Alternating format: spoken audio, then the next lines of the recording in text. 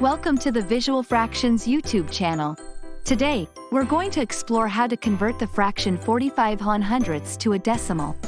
To convert the fraction 45/100ths to a decimal, all we need to do is divide the numerator, the top number, by the denominator, the bottom number.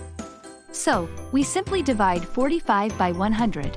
The answer we get is 0.45. To do this by hand using long division, we start by writing 45 as the dividend and 100 as the divisor. Since 100 doesn't fit into 45, we add a decimal point in our answer and append a 0 to 45, making it 450. How many times does 100 go into 450? Exactly 4 times. We write 4 after the decimal point in the quotient, making it 0.4. Multiplying 4 by 100 gives us 400. When we subtract 400 from 450, we get a remainder of 50.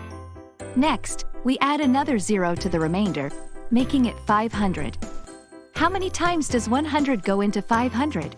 Exactly 5 times. We write 5 after the decimal point in the quotient, making it 0.45. Multiplying 5 by 100 gives us 500.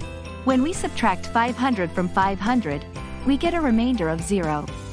So, there we have it. The fraction 45/100ths converted to a decimal is 0.45. This conversion process demonstrates a straightforward method to understand and represent fractions in decimal form. If you found this tutorial helpful, make sure to hit the like button and don't forget to subscribe to Visual Fractions.